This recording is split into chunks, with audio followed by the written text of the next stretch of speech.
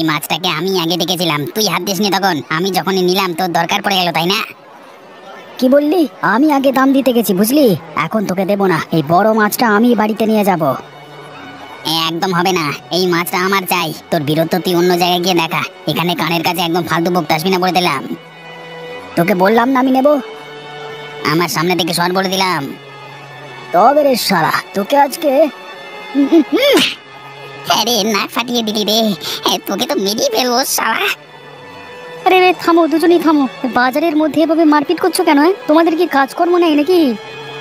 ওর সাহস দিন দিন বাড়ছে। আমি যেটা নিতে চাই সেটাই ও চায়, সবকিছু চাইলেই তো আর দেওয়া যায় না। তোর সাহস হয় কি হবে আমাকে মারবার? গায়ে হাতটা কে আগে দিল, তুই না আমি? আরে একটা মাছের জন্য এই কাণ্ড? আরে সত্যি তোমরা পারো বটে, তোমরা দুজনেই নাও মাছটা। শুধু বাজারের মধ্যে মারপিট করো না। না, আমি একাই নেবো ওই মাছ। রতন, তুই যদি ওই মাছটা বিক্রি করিস তাহলে তোকে আমি দেখে নেবো বলে দিলাম। আরে দাদা, তোমাদের জন্য আমার ব্যবসা লাটে উঠবে, তোমরা দুজন বরং এখান থেকে যাও। ঠিক আছে, আজকে চলে যাচ্ছি, কিন্তু পরে একদিন ঠিক আসবো, এর প্রতিশোধ নিয়েই ছাড়বো আমি।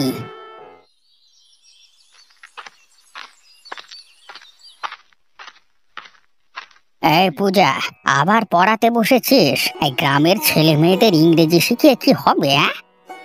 তার মানে শিক্ষার গুণ তুমি জানো না বলে এরকম করে বলছো হরিপদ জেঠু? ওদের শিক্ষা দিলে ওরা মানুষের মতো মানুষ হবে। আরে ধুর, বেশি পড়াশোনা করলে সব কটা গাধা তৈরি হবে। এত গাধা চড়ানোর জন্য তো একটা লোক চাই নাকি? তোমার মতো মানুষদের জন্যই সমাজ আজও পিছিয়ে আছে। শিক্ষা আর শিক্ষিত মানুষদের তোমরা কোনোদিনই সহ্য করতে পারো না। আমাকে জ্ঞান দিতে আসবি না বলে দিলাম। আমার একদম জ্ঞান সহ্য হয় না। তোদেরকে ভালো কথা বলছি, এখানে এসব শিক্ষার নাটক করা বন্ধ কর। হিংসা ছাড়া তুমি আর কি বা শিখেছো? লোকের কানে শুধু বিষ ঢালতে পারো, তাছাড়া আর কিচ্ছু পারো না। বাবা বাবা, বেশ বড় বড় কথা শিখে গেছিস তো। ঠাকুমার কানে কথাটা তুলতে হচ্ছে তো। আমাকে ভয় দেখাতে আসবে না জেঠু। কি বলবে তুমি আমার ঠাকুমাকে? সে কি বলবো না বলবো সেটা তো আর তোকে বলা যাবে না। তুই যা করছিস কর, আমার দিকে নাক গলানোর প্রয়োজন নেই।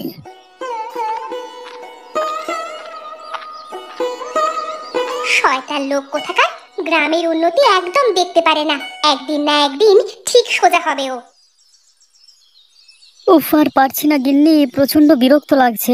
আমি মনে হচ্ছে আর বাজারে যাব না। আবার কি হলো? কিছু ঝামেলা হয়েছে নাকি?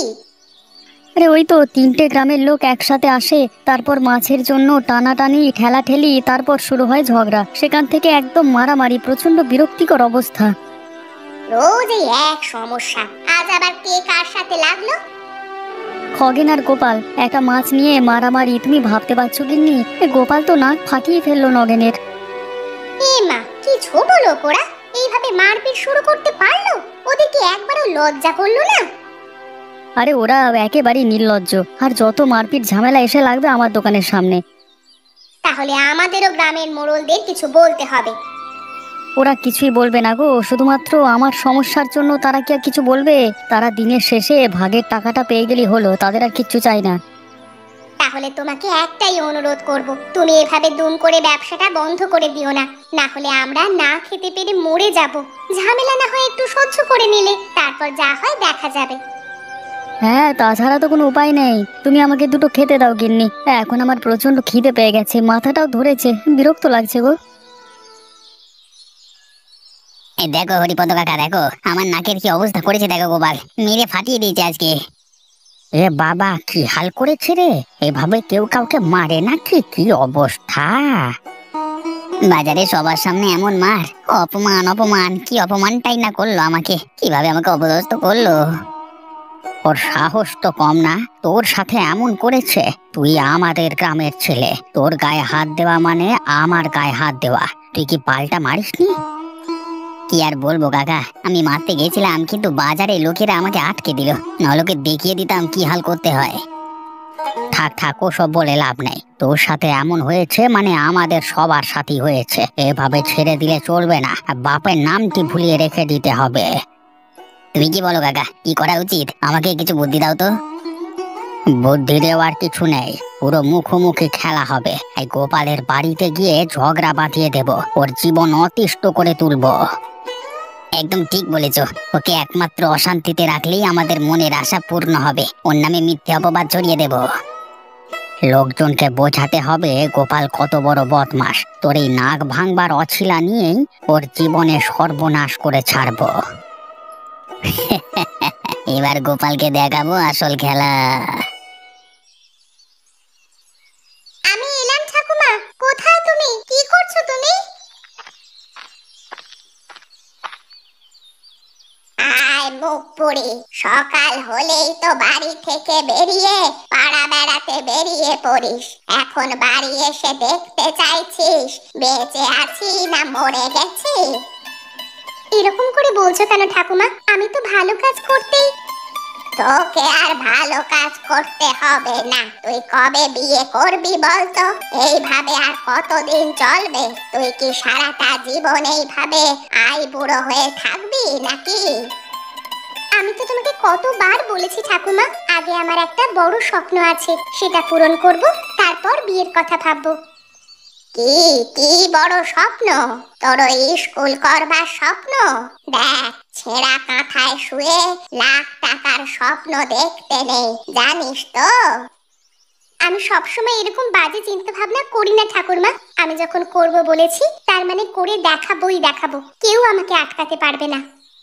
এই যে তোর এই যে খুব বাজে জিনিস। তুই ছোট্টবেলা থেকে আমার একটা কথা শুনিসনি, এখনো তুই সেরকম হয়েই আছিস। সময় হলে মানুষ বদলায় শুনেছি, কিন্তু তুই যে একদমই বদলাসনি। কারণ আমি গ্রামের জন্য ভালো কিছু করতে চাই, খারাপ কিছু উদ্দেশ্য আমার নেই। যতক্ষণ না আমি আমার উদ্দেশ্য সফল হব ততক্ষণ আমি থামবো না। তোকে কিচ্ছু বলবার নেই, তুই যা খুশি কর। তোকে আমি আর কোনোদিন কিচ্ছু বলবো না। রান্না করে খাবার রাখা আছে, খেয়ে নে। তোমার খাওয়া হয়ে গেছে? আমার খিদে নেই, খাবো না আমি। শুধু শুধু আমার উপর রাগ করে তুমি নিজের শরীরের ক্ষতি করো না ঠাকুমা। চলো খেয়ে নেবে, চলো। ওরে, তোর জন্য আমাকে কত কথা শুনতে হয় গ্রামের লোকের কাছে, তা তুই জানিস? তুই কি আমার কষ্টটা একটু বুঝিস না? ওই জন্যই তো লোকেদের শিক্ষিত করার প্রয়োজন ঠাকুমা, যাতে ওরা নিজেদের কাজ নিয়ে থাকে, লোকের বিষয়ে বেশি চিন্তা ভাবনা না করে। এখন খেয়ে নেবে, চলো তো।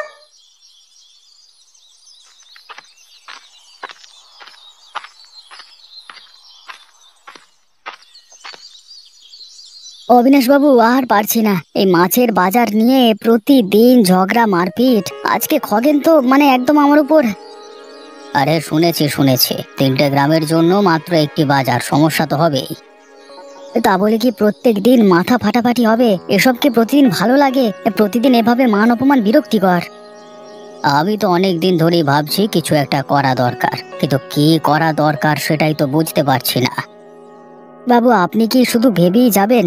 আমাদের কথা একটিবার ভাবুন। সারা জীবন এভাবে অপমান সহ্য করে যাব?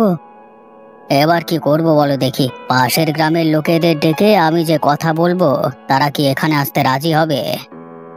আপনি বুঝতে পারছেন না বাবু, শুধুমাত্র কথা বলে এই সমস্যার সমাধান করা যাবে না। এর জন্য ওই বেটা খগেনের শাস্তির ব্যবস্থা করতে হবে। কিন্তু পাশের গ্রামের মানুষের জন্য শাস্তির ব্যবস্থা আমি কিভাবে করব? তাহলে আমাদের জন্য আমাদের নিজেদের গ্রামে একটা মাছের বাজার করুন দয়া করে। আমি দেখছি কি করা যায়, কিন্তু গোপাল, তোমরা যদি নিজেদের মধ্যে ঝামেলা মিটিয়ে নিতে তাহলে সব থেকে ভালো হতো না? ভালো তো হতো, কিন্তু যারা কথায় কথায় গায়ে হাত দেওয়ার দুঃসাহস রাখে তাদের সাথে কি কথা বলবো বলুন তো? তাহলে আর কি, আমাকে একটু ভাবনা চিন্তার সময় দাও।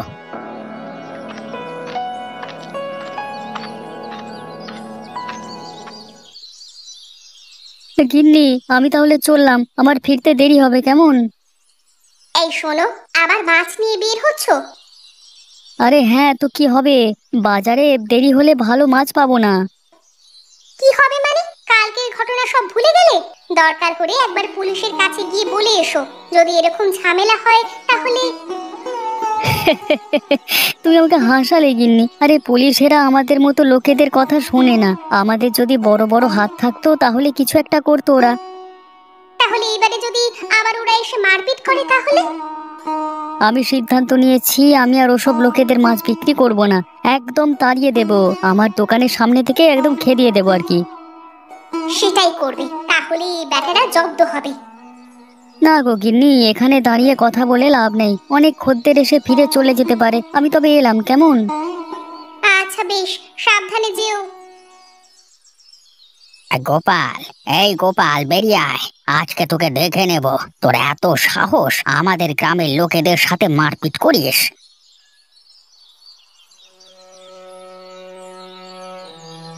কি হয়েছে আবার? সকাল সকাল এত চেঁচামেচি কেন? আরে তোমরা আমার ঘরটাকে কি তোমাদের বৈঠকখানা পেয়েছো নাকি? ওরে বেয়াদব, লোকের ক্ষতি করে আবার বড় বড় কথা। তোকে আজকে মেরে ফেলবো। তুই যা করেছিস তার জন্য তোকে শাস্তি পেতেই হবে। তুমি কিসের কথা বলছো কাকা? পরিষ্কার করে বলো তো। এই যে আমার পাশে দাঁড়িয়ে আছে, এর উপর তুই কোন সাহসে আক্রমণ করেছিলিস? বেশ করেছি, ও যদি নিজেকে না বদলায় তাহলে আবার আক্রমণ করব। ওরে তোর কি সাহস রে, আমার সামনে ওকে হুমকি দিচ্ছিস? ওরে শয়তান, তোকে আমি দেখে নেব, দাঁড়া, তোকে একদম ছাড়বো না আমি। এই খগেন, খগেন চল, ওকে দুজনে মিলে পেটাই, চল। গায়ে হাত দিয়ে দেখো না, তারপর মজা দেখাবো তোমাদের।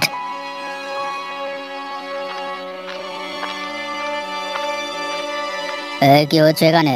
চেঁচামেচি কিসের? এই কিছু না, মানে আমরা গোপালের সাথে একটু কথা বলছিলাম আর কি, মানে। হ্যাঁ হ্যাঁ, তেমন কিছু না। আর সত্যিটা হলো, এরা আমাকে সকালবেলাতে হুমকি দিতে এসেছিল, আমাকে দুজনে মিলে মারবে বলে ঠিক করেছিল। কি তোরা কি ভাবিস এই গ্রামে যা খুশি তাই করবি? তোদের মামার বাড়ির আবদার পেয়ে গেছিস নাকি? তোদের নামে অনেক কথাই আমি শুনতে পাই। হরিপদ কাকা, চলো এখান থেকে কেটে পড়ি, পরিস্থিতি খারাপের দিকে যাচ্ছে, এখানে থাকলে অসুবিধা আছে। ইয়ে গোপাল, তোমার সাথে পরে কথা হবে কেমন? আমরা তবে এখান থেকে এলাম। এদের চোখের ভাষা বলে দিচ্ছে কিছু একটা কাণ্ড ঘটাতে চলেছে, সাবধানে থাকতে হবে। কি করা যায় বলুন তো? এইভাবে সকাল থেকে এসে যদি ঘরে ঝামেলা করতে থাকে তাহলে তো খুব মুশকিল। আজকে আপনি এসে গেলেন, তাই না হলে এরা যে কি করতো। আগে দেখে নি এরা ঠিক কি করতে চাইছে, তারপর তার ব্যবস্থা নেওয়া যাবে। এই দেখো, অক্ষরগুলো ভালো করে পড়তে হবে। একবার পড়লেই হবে না কিন্তু, বারবার পড়তে হবে। যতবার অনুশীলন করবে তত ভালোভাবে মনে রাখতে পারবে। আরে রতন কাকা যে বাজার থেকে ফিরছে বুঝি? আরে পূজা, বেশ ভালো কাজ করছিস তো। যাচ্ছিলাম কিন্তু তোকে দেখে দাঁড়িয়ে পড়লাম। তুই তো দারুণ কাজ করছিস, মানে সত্যি আমরা খুব ভাগ্যবান তোর মতো মেয়ে পেয়ে, বুঝলি? কাকু, শিক্ষা ছাড়া সমাজে ভদ্রতা আসবে না। সবাই যদি পড়তে লিখতে শেখে তাহলে সমাজে অভদ্রতা কমবে, লোকজনের মধ্যে হিংসা। ওটা কমবে না, হিংসাটা সকলের মধ্যেই থাকবে। তবে হ্যাঁ, সকলে যদি নিজের নিজের কাজ নিয়ে ব্যস্ত হয়ে পড়ে তখন কিছু একটা হতে পারে, লোকের সম্বন্ধে চিন্তা কমতে পারে, তাই না? আসলে কি জানো তো কাকা, আমি এই ছোট ছোট ছেলেগুলোকে পড়িয়ে দারুণ আনন্দ পাই। আমার ইচ্ছা এই গ্রামের ছোটদের জন্য একটা স্কুল প্রতিষ্ঠা করা। তোর মতো মানুষেরই দরকার রে, এই কাজে আমিও তোকে সাহায্য করব। তুই কোনো চিন্তা করিস না, যদি কোনো সময় তোর টাকা পয়সার প্রয়োজন হয় তাহলে আমাকে অবশ্যই বলবি। হ্যাঁ কাকা, নিশ্চয়ই। তুমি যে আমার পাশে থাকবার আশ্বাস দিলে এতেই আমি খুব খুশি। আমার কাছে কত বড় যে আশীর্বাদ এটা। আশীর্বাদ নয়, এটা তোর প্রাপ্য। তুই কাজ চালিয়ে যা। আর হ্যাঁ, কেউ যদি তোর পেছু লাগবার চেষ্টা করে না তাহলে জানাবি। আরে অনেকে তো আবার ভালো সহ্য করতে পারে না। নে তুই পর, আমি চললাম, আবার পরে কথা হচ্ছে, কেমন?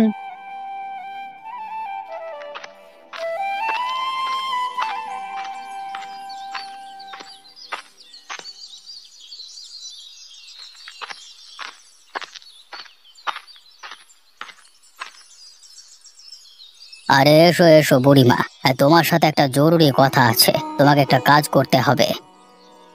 আপনি তলব করেছেন শুনেই আমি চলে এলাম। হ্যাঁ বাবু, বলুন কি কাজ? আমাদের 3 গ্রামের একটি মাত্র মাছের বাজারে তুমি ঝামেলার কথা শুনেছো কি? হ্যাঁ বাবু, শুনেছি বই কি। ওইখানে তো হামেশাই ঝামেলা লেগে থাকে। তাই তো বলছি একটা সমাধান খুঁজতে হবে। আসলে আমি ভাবছিলাম যদি একটা সমাধান করা যেত তাহলে ভালো হতো। কি সমাধান? মানে আমি কি সেখানে কোনো রকম সাহায্য করতে পারি? হ্যাঁ পারো। আমি ভাবছিলাম তুমি যদি এই গ্রামে মাছ বিক্রি করো তাহলে তো এই গ্রামের লোকেদের আর কোথাও যেতে হয় না। আমি মাছ বিক্রি করব এই বয়সে? আমার পক্ষে কি তা সম্ভব বাবু? দেখো বুড়িমা, তোমার মতো অভিজ্ঞ লোকই এই কাজটা ভালোভাবে সামলাতে পারবে। মাছ ধরতে তোমাকে যেতে হবে না, রতন প্রতিদিন তোমাকে মাছ দিয়ে যাবে। সেই ব্যবস্থা আমি করে নেব না হয় তো, এতে তোমার কিছুটা আর্থিক সাহায্য হবে। সেরকম যদি হয় তাহলে ঠিক আছে, আমার অসুবিধা নেই, আমি এই দায়িত্ব নিলাম। যাক, তুমি আমার দুশ্চিন্তা কমালে, আমি অনেকটা শান্তি পেলাম মানসিক ভাবে। তাহলে কালকে থেকেই শুরু করে দিও, কেমন?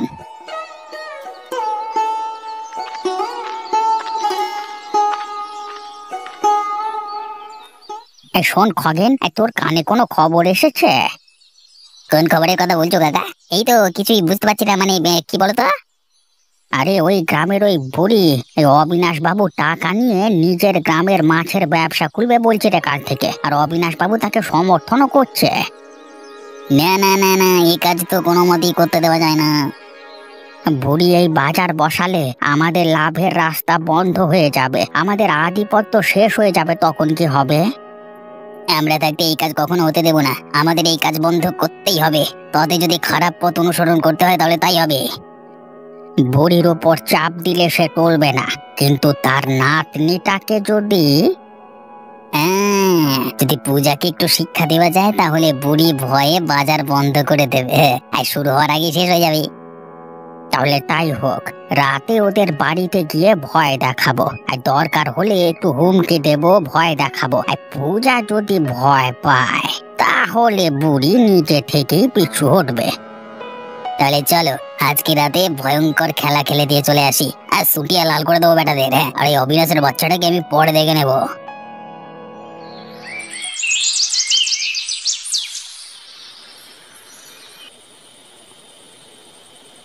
ঠাকুমা, আজকের মাছটা কিন্তু বেশ ভালো হয়েছে। রতন কাকা এত টাটকা মাছটা আমাদের বিনা পয়সায় দেবে এ যে আমি কল্পনা করতেও পারিনি।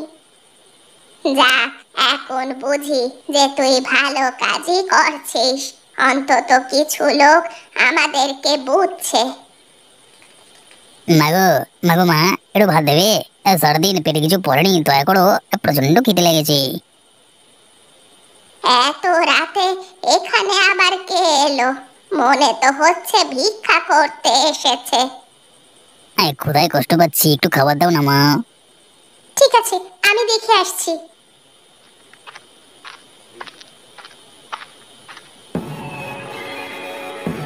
এই শালি, এবার তোদের বাঁচাবে কে? এ কি তোমরা কি চাও এখানে? আর এইভাবে এখানে ঢুকে এলে কেন? চুপ করে থাক, বেশি কথা বললে ভালো হবে না। ওই শালা বুড়ি, অবিনাশের কাজ বন্ধ করবি, না হলে তোকেও তোর নাতনিকে খালাস করে দেবো। তোমাদের ভয় নাকি? আমরা কোনো মতেই আমাদের কাজ ছাড়বো না, তুমি যাই করো না কেন আমাদের তুমি ভয় দেখাতে পারবে না। চুপ শালি, হট। বাবা, ওকে কিছু করো না, ও তো ছোট মেয়ে। তোমরা যা বলবার আমাকে বলো, আমার কাজে যদি তোমার কোনো অসুবিধা হয় তাহলে আর কি করব বলো? এই, আলাদা করে বলবার কিছু নাই। অবিনাশের টাকা নিয়ে যদি বাজার বসানোর কথা ভুলেও ভেবেছিস তাহলে কচু কাটা করবো বলে দিলাম, কেউ বাঁচতে পারবি না।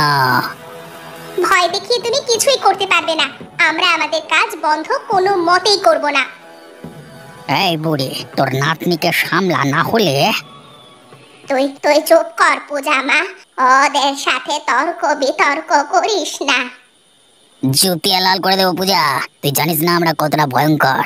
একবার তোর 12টা বাজিয়ে দিলে তখন আর কিছুই করবার উপায় থাকবে না, ঠিক আছে?